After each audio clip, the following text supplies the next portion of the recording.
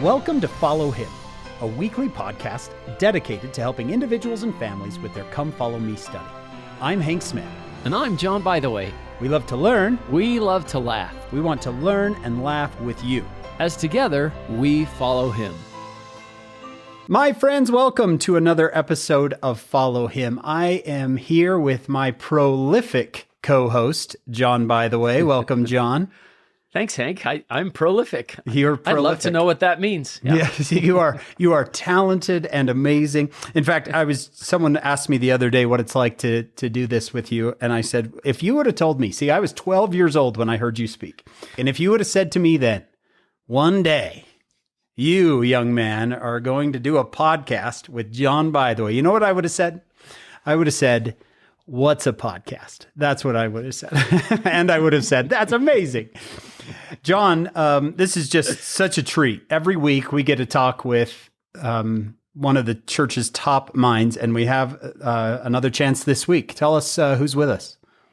Oh, I'm genuinely, it's always customary to say it's good to be here, but I am so excited to be here with Sister Susan Easton Black joining us today. I told my wife, hey, guess who's coming on the podcast? And she said, oh, I took 2 classes from her. Liked her first one so much, I took it again. And just love Sister Black. So I'm going to read a short bio from Sister Susan Easton Black here so that you can be better acquainted with her. Dr. Black joined the BYU Religious Education faculty in 1976. She's a past Eliza R. Snow Fellow and a past Associate Dean of General Education and Honors and a Director of Church History in the Religious Studies Center. And she was the recipient of the Carl G. Mazur Distinguished Faculty Lecturer Award in 2000. And it's interesting because she was the first woman to receive that award, and I believe the recipient before her was Hugh Nibley. This is an award that everybody wants, and it's not just the religion faculty. She has authored, edited, and compiled over 130 books, 300 articles. She currently serves as, oh my goodness, I want to send my kids to your class, Sunday school teacher for the 14 and 15-year-olds, and for the stake as a self-reliance course teacher. And she and her husband, George, have since retiring, have served 4 missions. And one of those was a curriculum writer under Elder Tad Collister for the Come Follow Me manuals that we use here every week. So we are so excited to have Sister Black with us here today. Thank you. Susan, thank you so much for taking your time. It's a treat, actually. It's so fun to see to see both of you, and happy memories. For those of you who don't know who Sister Black is, just know that this woman, and I don't think I'm overstating this here, knows more about Joseph Smith, especially Joseph Smith in the Nauvoo period, than probably any other person on the planet. It's just thanks. That's a big compliment, probably not deserved, but thank you. Just absolutely. In fact, Sister Black, how long have you been studying the history of the church? Whoa. I think it started for me. My grandmother was in my home as I grew up, and I would say to her, I wanted to hear Cinderella, Snow White, Sleeping Beauty. And she actually didn't know those. She left school in 7th grade, and so she could say, I can only tell you things that are true. And so she then regaled me with stories of Joseph Smith and Hans Mill and Carthage Jail and pioneers crossing the plains. And I actually thought in my mind then, and haven't changed much, that they were such amazing heroes. I mean, who could rise up to be like them? Wow. Just yesterday, as I was looking for a good short biography for Sister Black, I stumbled upon a talk that she and George Durant gave, and I got backstory to Joseph Smith running for president that I had never heard and understood before. So I read that whole thing yesterday and told my wife, and she was like, oh yeah. Because, she had you and she remembers everything. So, but anyway, I hope our listeners will go find that because it was fascinating. This week, Come Follow Me. The lesson is it starts in sections 37 and 38 of the Doctrine and Covenants. Susan, it's December of 1830. The church is, 8 months old at this 8 point? months old. Yeah. What's been happening to this new church, which would help our listeners who are pretty new to the Doctrine and Covenants, some of them, what would help them know what leads up to these revelations? Oh, great. Well, we know that the church was organized on April 6, 1830, and we've got now an 8-month gap as we come to section 37, right? Yeah. So during that time, we know that no doubt one of the more exciting parts was the missionaries sent to the borders of the Lamanites. And we had at that time a nation of 26 states, and your farthest western community was a place named Independence, Missouri, having been settled by people from Kentucky and the Carolinas and Tennessee. And so these missionaries are heading out that way about 1,600 miles from where they started in Fayette. And along the trail, we know that they stopped in a place called Mentor and ultimately Kirtland. And before they left there, 3 weeks, try and imagine this, they'd baptized 127 people, and then they're off to continue their journey. And so what we've got in the meantime, of course, you've got Joseph Smith, a little back and forth between Harmony, Pennsylvania and New York, kind of back and back. And as we pick them up today with section 37, we're now in Fayette, New York. And it might be interesting to our audience to know that Fayette wasn't its original name. It was called Romulus, and at one point it was called the town of Washington, meaning after George Washington. But by 1803, Fayette, New York is Fayette, New York. These 4 missionaries, this is Oliver Cowdery, Parley, Ziba Peterson, and Peter Whitmer Jr. And the one connection already there is Parley, right? Parley is a wanderless person. You'd say where other people are content to be home, you'd say not Parley. He's up and off, and he's willing to live in a wilderness area by himself, and had actually spent time in the area and became acquainted with a man who was a minister at Sidney, Rigdon. He'd been a Baptist. He's been you name it. He hasn't quite been all of those, but he's been a Baptist. Kind of helps join in almost like a charter member of the Campbellite group and a seeker. And for Parley, as long as he's heading out to the borders of the Lamanites, out to Independence, it's not that far of a leap to say, let me go see my old friend, Sidney Rigdon. And that's so he had been in that community before, comes back with a copy of the Book of Mormon saying, I've been baptized a member of a new church. And of course, Sidney Rigdon, perhaps at first a little put off, but we're going to find that Parley actually baptizes his old friend on November 14th of 1830. So by the fall, they're in Kirtland, and Sidney becomes one of those many, over 100 that are baptized in by these missionaries. Yeah. And I don't know the number of members in New York, but that's got to be, are we doubling the size of the church with this Ohio? We probably have doubled it, because you have, when the church is organized, you've got 63 members we can name by name, and who knows if we've got them all. They're in Colesville. But then you have those meeting in Palmyra, and those also meeting in Fayette, and there's some up in Waterloo. In other words, the church is growing, but definitely with those baptisms, it appears almost we doubled the church. Yeah, how would you like to say that as a missionary, John? How did you do in your mission? Well, I doubled the size of the church. I think that'd be okay to say. That'd be all right. Yeah. I don't know much about Ziba Peterson or Peter Whitmer Jr. We have talked quite a bit about Oliver, of course, and they're going to make this 1,600-mile journey on foot. On foot. Right. You'd say for Ziba Peterson, he doesn't stay in the church. And you go, what's up with Ziba? And apparently he seems to have a little bit of difficulties along the way, but he ultimately ends out in California in a town called Dry Diggins. I remember when there was the gold rush, right? And in his part, it was Dry Diggins, but he's credited in California with being the first sheriff to actually hang a man once it's all taken over by the U.S., right? And hang a man for a crime in his time. And so they changed the name of his town to Hangtown. So if you've ever heard Hangtown, USA, has everything to do with Ziba Peterson. Wow. No kidding. One of the original 4 missionaries. When I do church history tours, I don't think we can overstate the importance of this mission and what it does to the future of the church, right? Yes, it's dramatic. What the missionaries did, not only did they make it out to Independence, which we know of as Zion, plans to make it a New Jerusalem, but Kirtland, we learned today that the churches in Kirtland from 1831 through 1837, a little bit into 1838, and so has a huge impact. And if you were to look at the 135 individuals mentioned by name in the Doctrine and Covenants, where do the majority of them stem from? What do they all kind of most have in common? You'd have to say Kirtland, Ohio, and it has something to do with these missionaries sent to the Lamanites. Absolutely.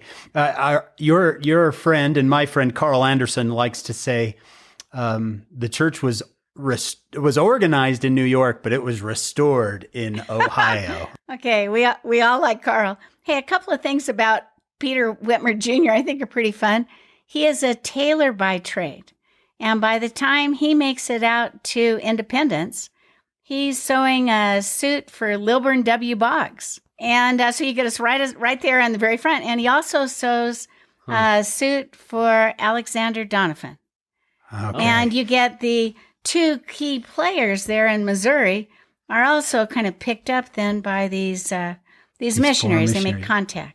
Yeah, in about 8 years, those 2 names are going to become crucial to the church. Yeah. So I might be jumping the gun here, but then is it fair to say that, and the Lord may have had his own reasons, but it seems logical that let's move everything to Ohio because so many members are there all of a sudden because of that mission to the Lamanites. I mean, it makes me think of all sorts of things. Zion's camp that wasn't what they expected, but some great things happened. Mission to the Lamanites, which wasn't what they expected, but look at these tremendous members, 120 that they got there. So is it fair to say that's why the Lord is now going to start talking about the Ohio? Well, I don't know if I can second guess the Lord here on this. Exactly. But for sure he knew that in the Ohio, the saints would receive an endowment from on high. And we just needed to get them there so they could have the, priesthood power as they went out to share the gospel, where you begin seeing, it's just so dramatic, the numbers that now exponentially increase once they've stepped and touched down in Ohio and have those blessings they received in that. Okay, if we now move to the content, section 37, I like this, maybe a little bit of background story. We know that Sidney Rigdon had joined the church, right? And is baptized by Parley P. Pratt in mid-November of 1830. We also know that when he finally comes to Fayette, New York, that he brings with him or chooses to come with him, and Edward Partridge, who is a hatter by trade. Edward had a similar experience with Sidney Rigdon and the fact that both men had met the missionaries to the Lamanites, but the difference was Edward Partridge had received a copy of the Book of Mormon. He actually sent an employee to go get him a copy of the Book of Mormon so he could read it. He believed the Book of Mormon, but he wasn't ready to be baptized. He wanted to meet Joseph. And so with that, you get, no doubt, 2 friends. Both had been of different religious persuasions. You get Sidney Rigdon, who's a Campbellite, and you get Edward Partridge, who's been involved in the Unitarian Church. And these 2 friends now travel 275 miles. Now, try and imagine, for that, we could probably do it in 4 hours, depending on speeding trips and, how long we go. But in their case, obviously days to be able to meet the prophet Joseph. So one day after meeting Joseph Smith, Edward Partridge, who would live to be a bishop, a man without guile, who's like Nathaniel of old, he will be baptized. So by the time we pick up section 37 in December, you've got, no doubt, two men that are baptized. And as they're baptized, they now, Joseph receives this revelation. And in the revelation, Joseph is told it's time to gather. And to gather to where? To basically gather to where Sidney and Edward had just come from. And so what you get is this amazing doctrine of gathering. It's first introduced in section 37, but you realize if you're going to gather something, you had to have scattered it, right? It's like, kids playing Legos on the floor. You scatter them, and then somebody's got to gather those up, and you hope it's them, or maybe it's mom or dad, somebody else comes in. So I think first we need to say, well, what is scattered? And what would you two say? Oh, I love it. I've often said this to my students. Listen, if we're going to talk so much about the gathering, we better know what the scattering looked like. So I go through those, the big three kings of Israel, David and Solomon, and then talk about Israel wanting a king and breaking up, right? And kind of falling apart. And okay, so what we know is that the house of Israel then becomes scattered.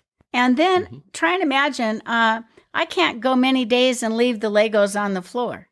Right. But try and imagine the Lord is going to wait millennia before he says, it's time to gather. So what we learn about the Lord is he has amazingly much more patience than I do. Yes. If the kids have scattered, I want to bring them home. I want them home at Christmas. I want them home for family dinners, right? But suddenly they're scattered. And now the Lord says, it's time to gather. And the Lord indicates the first place of gathering. And I think that's so significant. Yeah. He doesn't say Hawaii, so everybody's going to be out on the beaches, right? He doesn't say Florida, and we're going to party on in Miami, right? But he says, I tell you what, where I want you to gather is Ohio, the land that still has land almost free for the taking. I want you to go to the Ohio. So then you're going, well, what is Ohio? I mean, it had been part of the Connecticut Reserve, but now it's its own state, its own entity, and they're told to come. My students will sometimes say, why is Nephi so obsessed with the gathering of Israel? Why is Isaiah so obsessed with the gathering of Israel? And I'll say, they were living the scattering. They're in the middle of the scattering of Israel. Of course, they're interested in the future gathering that one day, right? A lot of us just don't connect that. Here's Lehi and his family being taken out of the promised land and sent to a different promised land, right? And that's part of the scattering. And they're looking forward. What does Jacob say? We're on an isle in a strange land, right? We're far away. And one day we're going to go home. One day we're all going to go home. And here it is, section 37. I don't know if we can understand the gravity of this moment, right? It's a huge moment. And I think every prophet, if we had all of their writings, would be talking about, there'll be the gathering. And then the gathering starts under Joseph Smith. But what I think is so interesting, it was always a place. So Kirtland was a place of gathering. Independence was a place of gathering. Far West, Nauvoo, Salt Lake, and then with settling missions, the whole Intermountain West. I mean, from Carson down to the colonies in Mexico, it's gathering. And it had always been a place until the 1920s. And in the 1920s, in Los Angeles, you get Heber J. Grant coming. And he will quote then the Savior's words found in John 15:19, where he basically is saying, you can be in the world, but guess what? Don't be of the world. So when we describe gathering today, it's different than they described in the 30s, 40s, 50s, 60s, 70s, if you look the 19th century. So since 1920s, I was born at a time where you gather to your word house, you gather to your stake, you gather to your temple. In other words, you blossom where you bloom. Does that sound familiar to you, or is that the era we're all in? Yep. Okay. Lift where you stand, right? Lift where you stand. In other words, and it's a different type of gathering. when I think about the saints, especially so many in the United Kingdom, you go to Nauvoo and you see that British pageant that they put on. Mm-hmm. And to gather was a tremendous sacrifice to a place, to an exact place. And I feel like today it's gathered to stakes of Zion, wherever you are. Right. And that started in 1920, huh? With Heber J. Grant. Interesting. So before that, you're in Denmark, you'd pick up and move. Yeah. Other Scandinavian countries, you'd pick up and move. I think there's sacrifice. And I think as we realize that some don't choose to do it, I mean, it's a choice, right? We may say, well, it's easy to go to church and take the sacrament and even do it weekly, but are you telling me I've got to sell out and everybody knows that if I want to follow a prophet, that I'm selling my home and they can get it dirt cheap? And I'm going to trade brick and mortar for a wagon where I can stuff everything I can possibly stuff in and go 270 miles and find that I'm moving into a place that's already crowded. And it's not like, many are going to live outside of the Kirtland area just because there's not room. I mean, it's a huge sacrifice. Well, I like what you said there about a choice, because that's verse 4. Let every man choose for himself until I come. And this is what I'm asking you to do. And you have a choice, but this is what I'm asking you to do.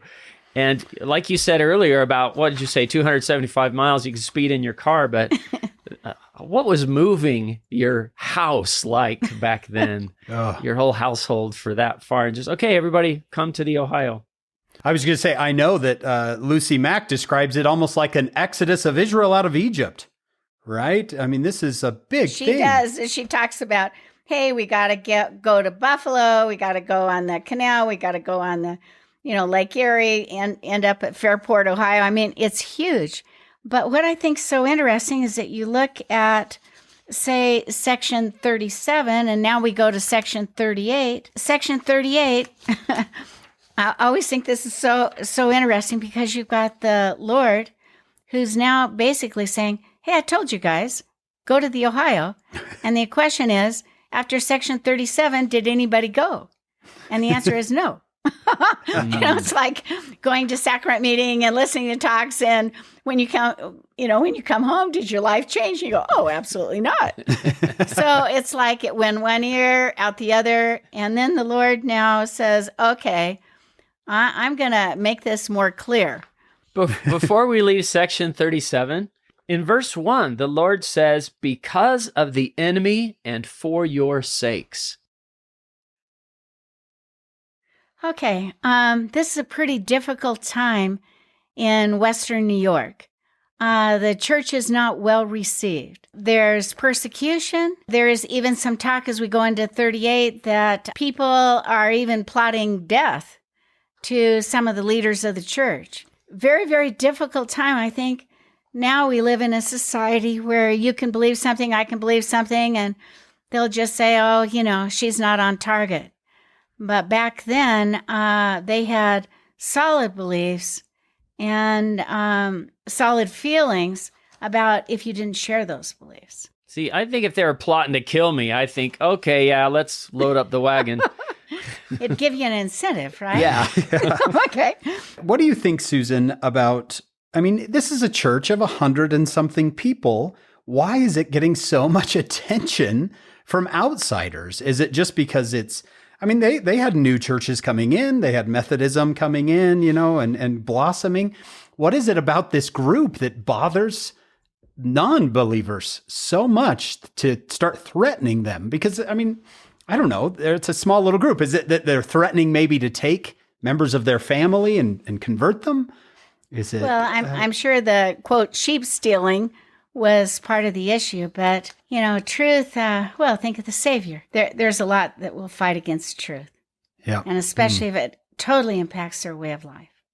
Yeah. To me, it's just an indication of a darker force wants to stop this before it can get started. Right. Right. Just nip it in the bud because it's going to roll forth, fill the whole earth, right? Right. Remember the book of Revelation when the dragon wants to eat the child as soon as it is born, right? The moment it is born. It reminds me of that, like, let's stop this before it can even start. And here the Lord is saying, all right, we got to move. We got to get out of here. You're in trouble. Well, section 38, notice it said a conference of the church. So I wanted to say something about conferences. We know about conference. We gather, we listen, we either gather in, we listen on television, some kind of electronic device now. But you get the church organized in April, and the first conference is in June, and their second conference is in September, and their third conference, what we're talking about in section 38, is January 2nd, 1831.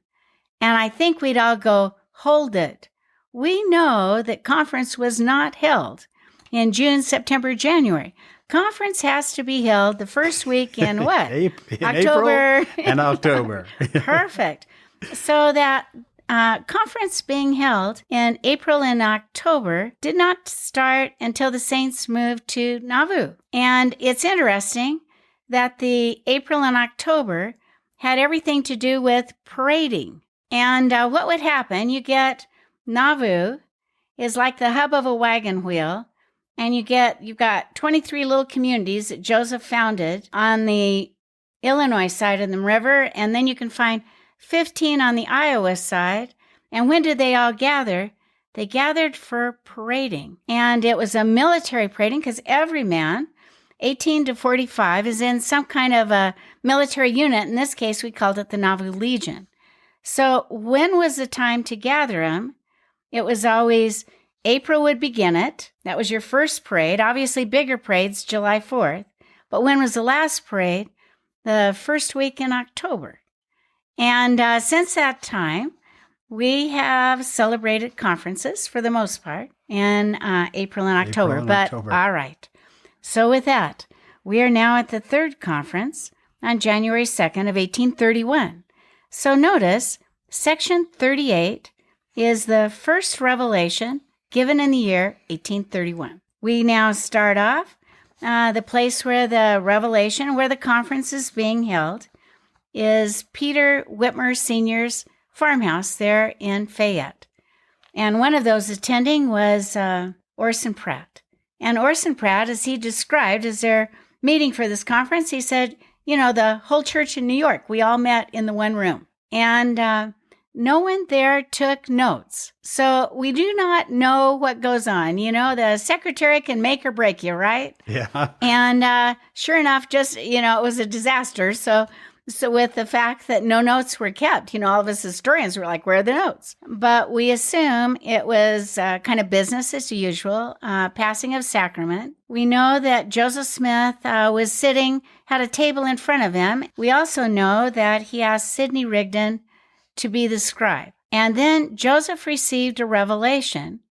And what we have now in section 38 is what Sidney wrote down on that occasion. Just thinking about it, you realize how fast we all talk. Can you imagine Sidney going, hold it? The last words I got were, would you mind? Go back, slow down. So can you imagine how slow Joseph would have had to have spoken? I mean, Sidney did not know Pitman shorthand, which was starting to be big at that time, but he's going to write it out longhand, word for word. We're talking about a long process to be able to get out the entire section 38, which is, by the way, much longer than section 37. Yes. You got to wonder if Sidney and Edward Partridge knew what they were getting into when they took that trip from Ohio to New York, that they would be sitting recording a revelation. Pretty amazing opportunity for Sidney Rigdon, as well as all those that sat there and listened. Well, kind of getting into this section, we know that the first 7 verses, that the Lord is introducing himself. He wants them to know, and then we get into what is the crux of it. But he wants them to know that he is the great I am. In other words, he's Jehovah. He's the God of the Old Testament, the New Testament, the God today. He knows all things. He made the world. He's a great creator. In other words, he establishes who he is. and that he even indicates, I'm in your midst, but you cannot see me. So what you get is he wants everybody to know it isn't just Joseph Smith winging it. And that this message is a revelation from Jesus Christ. He even talks about the atonement in those first 7 verses. What he wants them to know is that, hey, if you're going to call yourselves my disciple, then when you receive a law, you have to do the law. And then, so the question is, what's the Lord noticing about these people? And what he's noticing, he then repeats and repeats and repeats and repeats. And your kind of pivotal verse, if you're looking for what's the bottom line, it's verse 32, where he says, for this cause I gave unto you the commandment that you should go where? I'm telling you, you need to go to Ohio. Then he explains why. It's easy to talk about history and say who, what, when, where, but also all of a sudden you get the why. Who, what, when, where was not moving them into action. Yeah. You are to go, but now he gives you the why. And he says, you go to Ohio, and there you will receive the law. And we can look at Kirtland alone. What do you have? 48 revelations in the Doctrine and Covenants? In other words, hey, you're going to get my law. But then he says, and there you shall be endowed with power from on high. And from that point, men can be sent forth to gather this great house of Israel. So, and telling it by the end, every man warn his neighbor. And so, as you conclude with the last verse, go ye out from among the wicked, save yourselves, be clean that bear the vessels of the Lord. As I look at section 38, I say, here's section 37. They're told, go to the Ohios. And no one budges, right? No one's packed a barrel, a suitcase, no one said, I wonder if I'm going to need this for my trip. And all of a sudden, section 38 just pounds the nail. And go there, and now here's why. You're going to get my law. You're going to be endowed with power from on high. You're going to have power as you go out to gather the house of Israel. I can't help but think of how I've done this in my own life. I get a feeling, a prompting, something, and I go, oh, that's an interesting prompting. And then I just go about my day, right? Like, what an interesting, and then almost you can feel the Lord going, okay, are you going to do it? Right? Let's follow up here. Let me tell you again. I have a question about the timing of mentioning Enoch and the timing of Moses 7 being completed before. Wasn't it just before this revelation? And then the Lord mentions the Zion of Enoch in verse 4. Right. In other words, it's so obvious the Lord knows what's going on. Yeah. He's not an absentee father that just occasionally checks in, email, I don't know, something, but he is aware of what's going on, where Joseph is in the translation, and he's also aware you got to get out, and you got to get out now. Susan, do you think in verse 32 that you mentioned, go to Ohio, I'll give you my law, and there you'll be endowed with power. Is that the Lord starting to hint at a temple?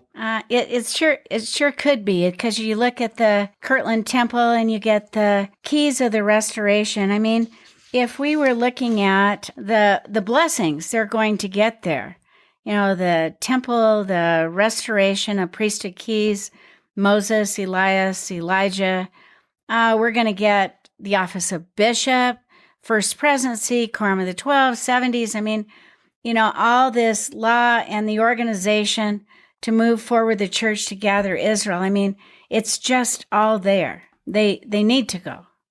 I think one indication that the Lord is very serious about this is we've talked in previous episodes how crucial the Joseph Smith translation is to the restoration. And the Lord in section 37 says, stop. Almost as if we're pausing the restoration until you move.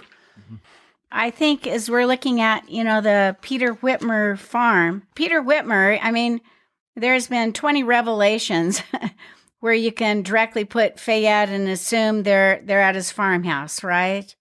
And we know the witnesses, 3 witnesses see the angel Moroni in the place. I mean, such a significant place. But Peter Whitmer, when he sells out, he's selling out for bottom dollar. He gets $2,200 for his farm. And then if you were to say, did the church acquire the farm back? They eventually get the farm in 1926. And then during my lifetime, I can remember of all the general conferences.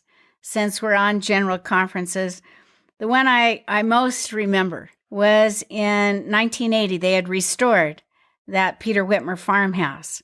And Spencer W. Kimball was the prophet. And suddenly, you think you're going to get it from the tabernacle. It's going to be broadcast to the world. And you get this great, great prophet, Spencer W. Kimball, saying, hey, I'm standing up right in the now restored Peter Whitmer farmhouse. And I'm going to kind of conduct and speak from here. And I don't know. I just think it's just such a marvelous place. That was the 150th anniversary, right? 150th anniversary. I remember that. I was a teenager, and I remember President Kimball in that farmhouse in Fayette. That was amazing. 'Cause that's the only time I ever remember General Conference not being from the tabernacle in my memory. Same in my memory also. So I wonder, we're only nine years away from the 2030. Yeah, where are we gonna come from? Yeah, what's gonna happen? Who knows? What's gonna happen? I think one part where we've quoted this quite a bit in the church, I think, is in verse 27. The Lord says, "Be one. If you are not one, you are not mine." The idea of unity in this church. He talks about, everyone esteem his brother as himself, because some people are going to be more well off than others, right? To move. And it's this idea of you are a family, you're a group, you're a team, move together. I imagine some would have the means to pick up and go, and others would say, how am I going to get there? Right. I think that was dramatically felt. And John Whitmer, who ultimately becomes a church historian, wrote that there was a great division. Because you get those that are saying, I want to go, and those that, just like you're talking about, that can go and have the means, and those that do not. And are you willing to help your brother? And I think that's always the question, even today. Well, and I think that I'm looking at, here we have one of Jesus's parables that we don't find anywhere else in verse 26 about the 12 sons. Yeah, I've never seen this parable before, but he has 12 sons and is no respecter of them. And he says to one, be clothed in robes and sit thou there, and the other, be thou clothed in rags and sit there, and look upon him sons and say, I am just, I've given this unto you as a parable. And then the be one, and if you're not one, you're not mine. And right after talking about the Zion of Enoch, talking about this kind of oneness, I also think... You could almost say like it's a precursor to the law of consecration, right? When you consider, when I teach this, I love to say, okay, if we're not his, what are the alternatives? They're not very good. No, they're not good. There's really not any good alternatives to that. It's kind of like the, will ye also go away? Well, where would we go? There's no good alternatives. Sometimes if Satan's going to try to get us, sometimes it's from the outside in, but sometimes it can be from the inside out, and trying to cause dissensions in our wards, branches, things like that. And that's where this counsel of being one is such a protection for us to forgive and to be forgiving, to extend mercy and to ask for mercy. So I think that's one of the most quotable things in section 38 is the be one. And I think maybe the other one, if I can skip ahead, is if ye are prepared, ye shall not fear. Yeah. Don't we say that one a lot? Yeah, I was going to say, there's another phrase we hear a lot. At verse 37, Susan, you can speak to this if you'd like. He says, and this to me is so it's just said in passing, but it might have just been a punch in the gut. They that have farms that cannot be sold, let them be left or rented, as seemed to me good. You work your whole life on a piece of property, you build it up, you do everything you can, and the Lord says, yeah, leave it. Walk away from it. To me, maybe it might be better off to not have much because then I don't have much to leave. But if you're the Whitmers, They've spent time and effort. Even the Smiths have spent time and effort cultivating these acres, chopping down. Who was it, John, that was telling us about chopping down a hardwood tree? Steve Harper, remember? He said, I don't know if you've ever cut down a hardwood tree, but it is not easy. And here they've done acre after acre of acre. And now the Lord says, yeah. And then you have to go. And here we are, a third party observing from the future going, don't get too comfortable in Kirtland either. Oh, don't get too comfortable in Nauvoo either. And then it's scorched earth policy in Salt Lake, right? We're going to burn this to the ground before we're going to let you take it. So, Susan, what's it like for these people to just walk away from their land, their homes? I think it's even more than land. I think it's, for many of them, they're going to be walking away from families. You know, their mothers, fathers that hadn't joined the church, been baptized. So I think, you know, it's taking them from the known to the unknown. And it's your ultimate faith, trust in the Lord, that his promises will be fulfilled. But I like what John is saying. They've got to have unity to pull that off, to make such, it can't be backbiting, murmuring.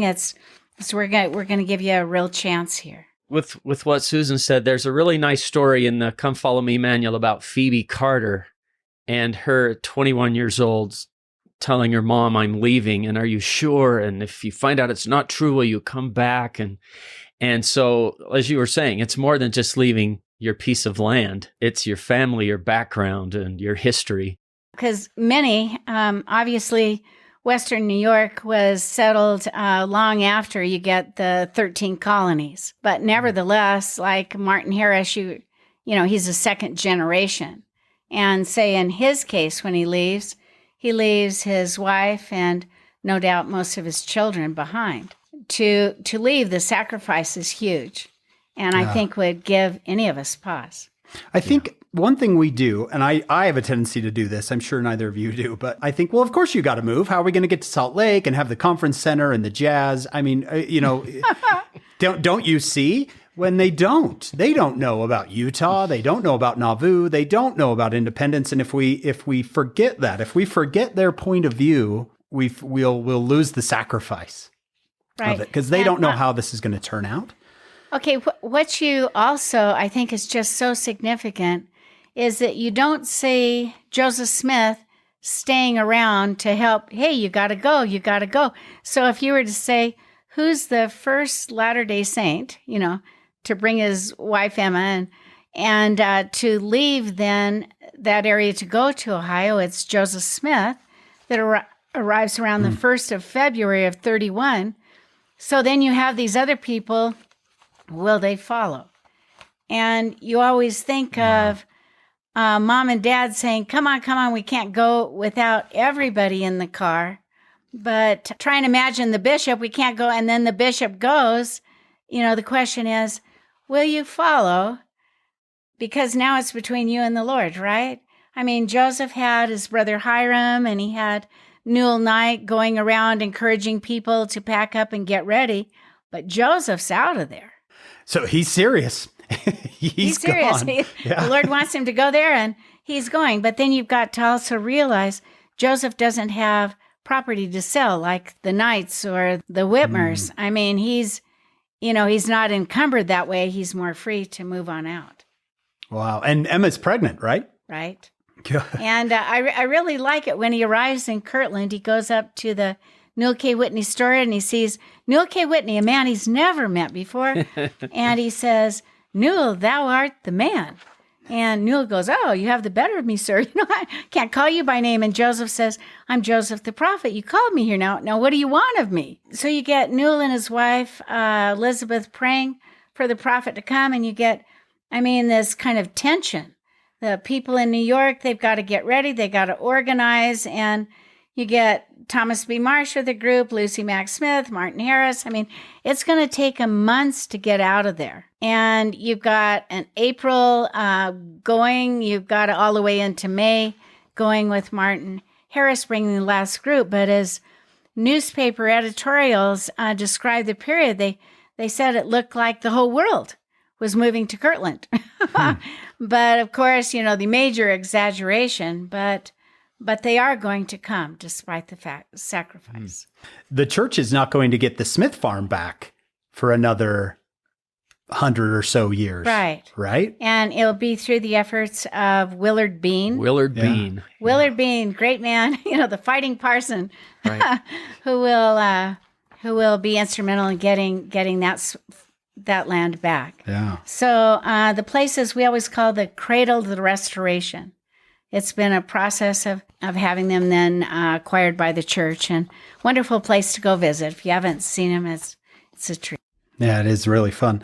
Verse 39, it seems the Lord says, if you seek the riches, which is the will of the Father to give unto you, shall be the richest of all people, for you shall have the riches of eternity.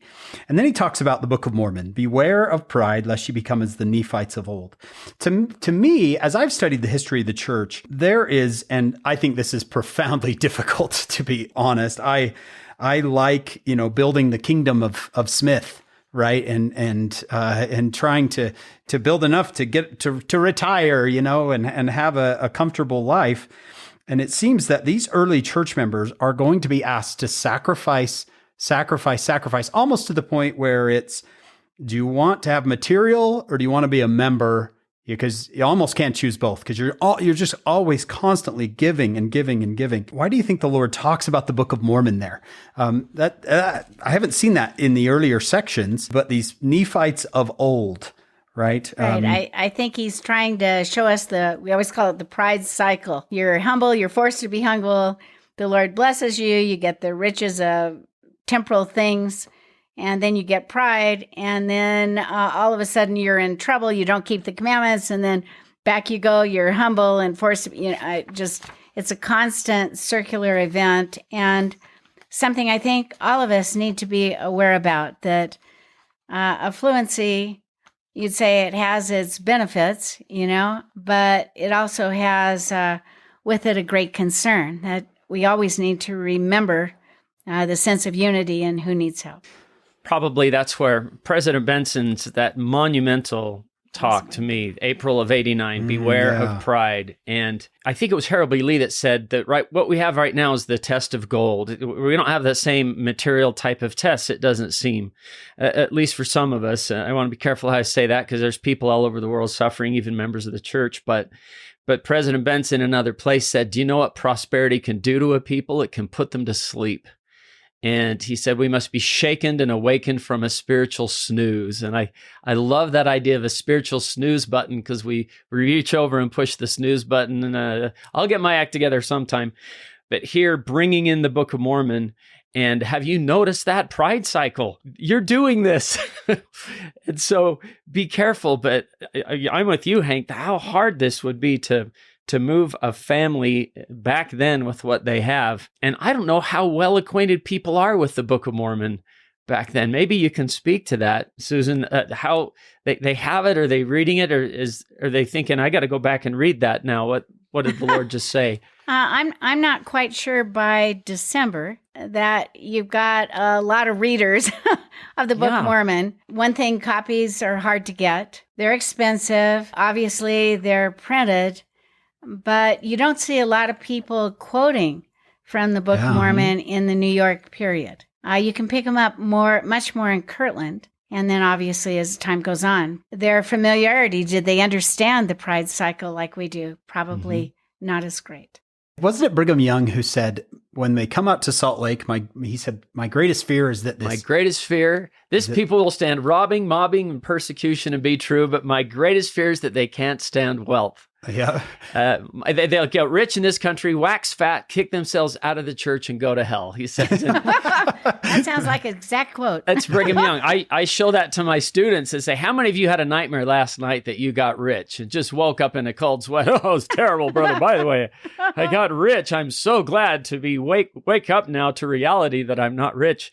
And robbing, persecution, robbing, no problem there. But I'm afraid that they can't stand wealth. That's a fascinating statement. When he says, be ye clean that bear the vessels of the Lord, do we know what the vessels of the Lord mean? When I read that, I think that sounds Old Testament-esque. Sounds ancient temple. Yeah, sounds Old Testament. Try and imagine, the same hands that pass the sacrament break the sacrament bread, you just can't hold a can of beer, right? And smoke the cigarette. I mean, you just got to be clean, whatever we call the vessels of the Lord, for not just yourself, but for those who are there to partake of it and hoping for a great spiritual experience. Yeah. That's wonderful.